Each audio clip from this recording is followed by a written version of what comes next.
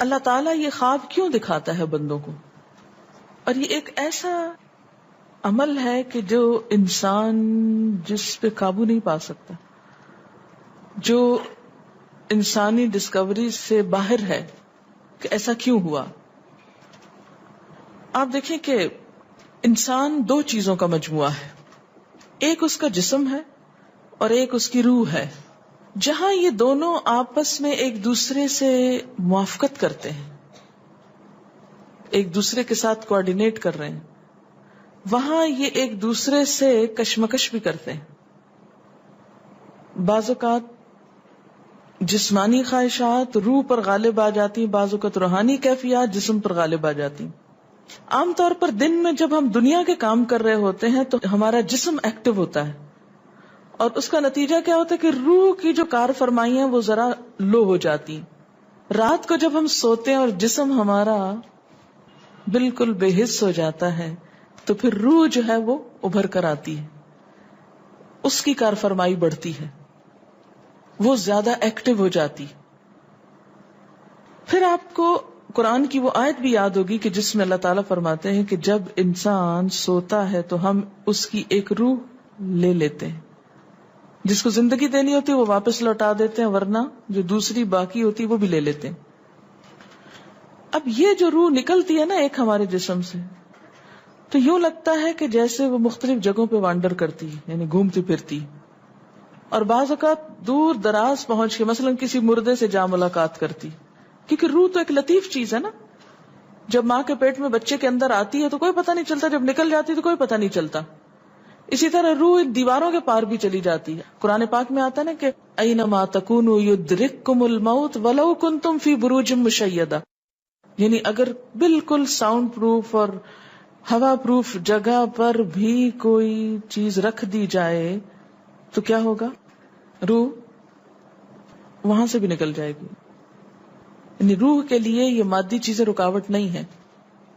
اب آپ دیکھیں جو لوگ مر جاتے ہیں بعض اوقات آپ کی ان سے ملاقات ہوتی اور آپ کو یوں لگتا ہے جیسے آپ ان کو چھو کر آئیں، اور ایسا ممکن ہے کہ وہ جو سوتے وقت ایک روح آپ کی نکلی وہ ٹریول کرتے کرتے اس مقام پہ جا پہنچی جہاں وہ مردہ روح تھی، اور اس نے اس سے جا کر باتیں بھی کی، کچھ میسج بھی لیے، کچھ اور بھی. تو اس سارے کو ہم واضح طور پر نہ جان سکتے ہیں، اس کی حقیقت نہ سمجھ سکتے ہیں، لیکن بعض خوابوں کو انٹرپریٹ کرنے میں یہ چیز آپ کو مدد دے گی کہ ایسا کس طرح پاسبل ہے. آپ اپنے بستر پر لیٹے ہوئے اور روحانی طور پر آپ خواب میں آپ کہیں اور پہنچے ہوئے.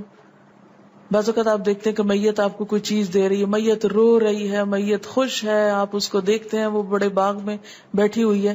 یہ آپ نے کہاں سے دیکھ لیا؟ آپ تو بستر پہ لیٹے ہوئے تھے. تو وہ جو ایک شعور سوتے وقت نکل جاتا ہے، جسم سے الگ ہو جاتا ہے، وہ ٹریول کر رہا ہوتا ہے ایک طرح سے، اور وہ ایسی جگہوں پر اللہ کے اذن سے ہی پہنچ جاتا ہے اور اس کو وہاں کی معلومات مل جاتی ہیں. اچھا، آپ کو یاد ہوگا وہ قصہ جو شہیدوں کا واقعہ میں نے آپ کو سنایا تھا، عراق میں جو صحابہ کرام کی قبروں میں سے ان کو نکال کر دوسری جگہ پر دفن کیا گیا. آپ نے دیکھا کہ مستقل کنٹینیوسلی 3 دن خواب آیا ایک شخص، جب اس نے اگنور کیا تو بادشاہ وقت کو خواب آیا، مفتی اعظم کو خواب ہے، اور مسلسل خواب میں وہ اپنا میسج کنوے کر رہے ہیں کہ ہمیں وہاں سے نکالو، ہماری قبروں میں پانی آ گیا. اور یہ بالکل سچا واقعہ ہوا، دنیا نے جس کا مشاہدہ بھی کیا. تو پھر آپ اس کو کیسے انٹرپریٹ کریں گے؟ وہ شہداء کہاں ملے تھے؟ تو بات یہ ہے کہ جیسے ہماری روح ٹریول کرتی ہے، کہیں ایسی جگہ جا پہنچتی ہے تو ہو سکتا ہے کہ وہ اس مقام تک جا پہنچی ہو. یہ شہیدوں کی روح تو آزاد ہوتی ہے، ان کو اجازت مل گئی ہو کہ وہ ان لوگوں کی روح سے جا ملے، کیونکہ سجین قید خانے میں تو ہوتی ہے نا وہ روح جس کو مجرم روح جو ہوتی. لیکن جو مومن کی روح ہے، خاص طور پہ شہداء کی روح ہے، تو جنت میں کیا کر رہی ہوتی ہے؟ گھوم پھر رہی ہوتی، کھا پی رہی ہوتی. تو یہ بالکل ایک سچ ہے اور حقیقت ہے کہ بسا اوقات انسان خواب میں ایسے لوگوں سے ملاقات کر کے ان کے حالات کو جان لیتا ہے کہ ان پہ کیا گزر رہی. مثلا ان کو عذاب ہو رہا ہے. یہ عام بات ہے نا کہ میت کو جس حال میں دیکھو اسی حال میں ہوتی ہے. یعنی اگر خواب میں دیکھیں کسی نے اپنے والدین کو دیکھا کہ وہ بہت رو رہے ہیں فوت ہونے کے بعد، تو کیا کرنا چاہیے؟ ان کی طرف سے صدقہ دعا کرنی چاہیے. یہ بھی اللہ کی ایک رحمت ہوتی ہے کہ ان کو موقع دے دیا جاتا ہے کہ وہ اپنا میسج کنوے کر دیں. ایک طرح سے وہ اس کے دل کی بات نہیں ہوتی، الا یہ کہ آپ کسی انسان کے بارے میں بہت برا گمان رکھتے ہیں اور آپ اسے دیکھتے ہیں کہ وہ رو رہا ہے یا کچھ، لیکن کئی اور لوگ دیکھتے ہیں کہ وہ ہنس رہا ہے، کھیل رہا ہے، تو اس کا مطلب یہ ہے کہ پھر آپ ان دو کو کنٹرڈکشن کیسے دور کریں گے؟ تو پھر آپ یہ دیکھیں گے کہ جس نے خواب دیکھا اس کا اپنا نظریہ اس شخص کے بارے میں کیا تھا، کیونکہ اس کی اپنی بدگمانی تو نہیں اندر چھپی ہوئی تھی کہ جو سوتے وقت اوپر ابھر آئی اور اس نے وہ روپ اس طرح کا دکھا دیا، پھر وہ حدیث نفس میں آ جائے گی، دل کی بات میں وہ چیز آ جائے گی. ٹھیک. تو نبوت کا جیسے انبیاء علیہ السلام کو کچھ غیب کی خبریں دے دی جاتی تھی، اسی طرح عام انسانوں کو خواب کے ذریعے کچھ غیب کی خبریں دے دی جاتی ہیں. لیکن کسی بھی خواب کے سچا ہونے کی آپ کوئی دلیل نہیں رکھتے. ایز سچ واضح بات یہ نہیں کہہ سکتے کہ میں نے جو خواب دیکھا وہ بالکل سچ ہو جائے گا، یہ آپ دعویٰ نہیں کر سکتے. نبوت کا تو دعویٰ کیا جا سکتا ہے، لیکن آپ اپنے خواب کا دعویٰ نہیں کر سکتے کہ میں نے جو دیکھا ہے وہ بالکل سچ دیکھا. ہو سکتا ہے آپ کو شیطان نے ڈرایا ہو سکتا ہے کہ آپ کے اپنے دل کی سوچیں اور خیالات اس میں آ رہے ہوں، اور خصوصاً اس وقت جب دو متضاد آپ کو خبریں ملیں. مثلاً ایک شخص آپ کے پاس آتا ہے، وہ کہتا ہے کہ میں نے آپ کے بارے میں بہت اچھا خواب دیکھا. دوسرا آتا ہے کہتا ہے کہ میں نے آپ کو اچھے حال میں نہیں دیکھا. اب یہ فرق کس چیز کا ہو گیا؟ اس کے اپنے گمان کا فرق ہے. ایک آپ کے بارے میں گمان اچھا رکھتا ہے، وہ آپ کو اچھا دیکھنا چاہتا ہے لہذا وہ آپ کو اچھا دیکھ رہا ہے، اور دوسرا آپ سے حسد رکھتا ہے اور وہ آپ کو ہر قیمت پہ ختم ہوتے دیکھنا چاہتا ہے. وہ ویسے تو مار نہیں سکتا آپ کو، لہذا خواب میں مار لیتا ہے اور خواب میں آپ کا حال برا دیکھ لیتا ہے. تو وہ خواب دراصل کیا ہوتا ہے؟ اس کی اپنے نفس کی بات ہوتی ہے.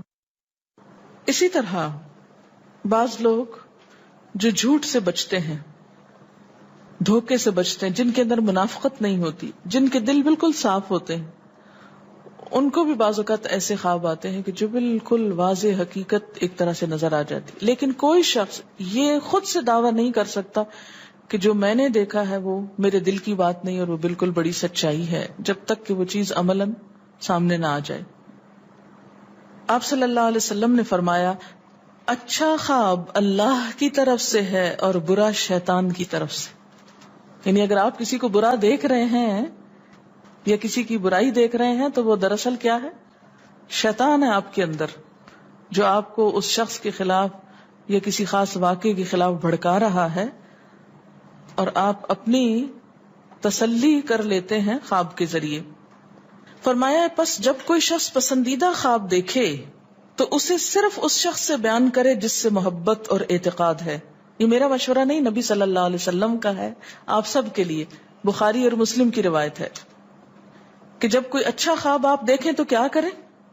اس کو بتائیں جس سے آپ محبت رکھتے ہو، وہ آپ سے بھی رکھتا ہو اور جس پر آپ کا اعتماد ہو. جیسے حضرت یعقوب علیہ السلام نے کیا کہا تھا بیٹے کو کہ مجھے تو بتا دیا، بھائیوں کا نہیں بتانا. اور جب مکروہ خواب دیکھیں تو حق تعالی سے اس خواب کے شر اور شیطان کے فتنے سے پناہ مانگے. جب برا خواب دیکھیں تو اس خواب کے شر اور شیطان کے فتنے سے پناہ مانگے کہ شیطان بہکانے لگا انسان کو.